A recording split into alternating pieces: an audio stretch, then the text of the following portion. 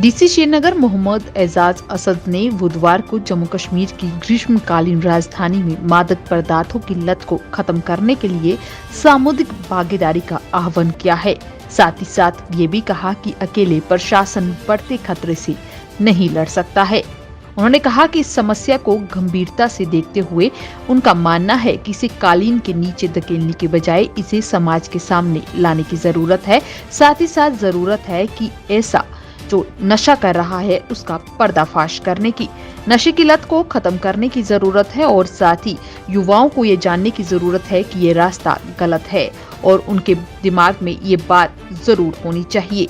इसी के चलते उन्होंने ये भी बताया कि प्रशासन एक डिजिटल प्लेटफॉर्म तैयार कर रहा है जिसमें स्वयंसेवक आगे आ सके और इस खतरे को खत्म करने में अपनी भूमिका निभा सकते हैं।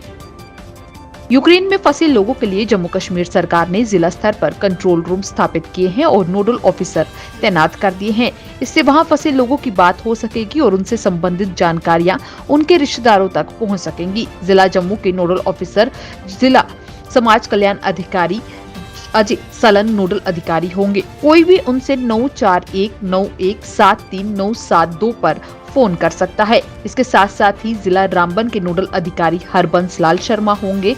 इसके अलावा अगर बात करें तो कंट्रोल रूम का नंबर 019982666790 रहेगा। केंद्र शासित प्रदेश जम्मू कश्मीर में आतंकवाद को खत्म करने के लिए विलेज डिफेंस कमेटियों को और मजबूत करने की तैयारी कर ली है। गृह मंत्री अमित शाह से भेंट करने के बाद प्रदेश भाजपा महासचिव सुनील शर्मा ने कहा है कि गृह मंत्रालय इस संबंध में आदेश जारी करने की तैयारी कर ली है। अब जल्द ही विलेज डिफेंस कमेटियों का पुनर्गठन कर इसे विलेज डिफेंस ग्रुप का नाम दिया जाएगा। जम्मू कश्मीर के मौसम में उतार चढ़ाव जारी है। जम्मू समेत कई जिलों में बुधवार को धूप खिली रही। कश्मीर के मैदानी इलाकों में ठंड जारी है। कई जिलों में दिन का तापमान सामान्य से 3 से 5 डिग्री तक बढ़ गया है। वहीं आपको बता दें कि 3 मार्च यानी आज जम्मू और कश्मीर के कुछ हिस्सों में बारिश की संभावना जताई गई है। बारामूला जिले के सपोर कस्बे के दुकानदारों ने बुधवार को शहर भर में विभिन्न बिंदुओं पर सड़क डिवाइडर और कथित सड़क नाकेबंदी को लेकर स्थानीय प्रशासन के खिलाफ शांतिपूर्ण विरोध प्रदर्शन किया है। इकबाल बाजार में से लेकर घंटाघर के पास दुकानदारों ने अपनी दुकानें बंद कर धरना प्रदर्शन किया और साथ ही साथ उनका खिलाफ नारेबाजी की है। विभिन्न बाजारों के दुकानदारों ने बताया कि रोड बैरियर और डिवाइडर लगाने से उनका कारोबार पूरी तरह से प्रभावित हो चुका है।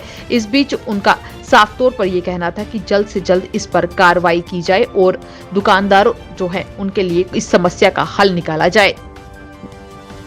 रूस यूक्रेन जंग में फंसे जम्मू कश्मीर के करीब आधा दर्जन विद्यार्थी जल्द वतन वापस लौट आएंगे। ये सभी विद्यार्थी बुधवार सुबह यूक्रेन युद्धग्रस्त क्षेत्र को पार कर रोमानिया पहुंच गए हैं।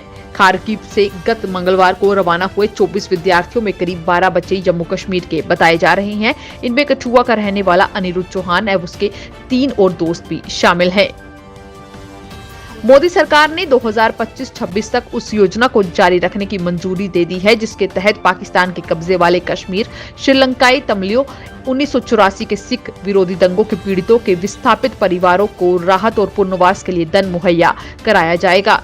1452 करोड़ रुपए के कुल खर्च के साथ यह योजना उन प्रवासियों को मदद करती है जो विस्फोटन के कारण पीड़ित हैं। यूक्रेन में भारतीय दूतावास ने खार्किव में फंसे भारतीय नागरिकों के लिए तत्काल एडवाइजरी जारी की है। इसमें खार्किव से तुरंत निकलने के लिए और पेसोचीन, विजुलता और बायोजे की ओर जल्द से जल्द बढ़ने के लिए कहा गया है। एडवाइजरी के अनुसार आपको बता दें कि बताया गया कि नागरिकों को बुधवार शाम 6 बजे इन स्थानों पर हर हालत में पहुंचना होगा। यूपी के सोनभद्र की रैली में प्रधानमंत्री नरेंद्र मोदी ने कहा है कि संकट में फंसे भारतीयों को ज्यादा तेजी से निकालने के लिए हमारी सेना और वायुसेना को भी लगा दिया गया है। उन्होंने बताया कि देश के लोगों को मैं ये विश्वास दिलाता हूं कि भारत सरकार अपने नागरिकों की सुरक्षित वापस लाने के लिए कोई कोर कसर नहीं छोड़ेगी। रूस यूक्रेन युद्ध के बीच विदेशी मामलों पर संसद की सलाहकार समिति की आज बैठक हो सकती है। विदेश मंत्री डॉक्टर एस जयशंकर इस बैठक में समिति के सदस्यों को यूक्रेन के हालातों के बारे में जानकारी दे सकते हैं।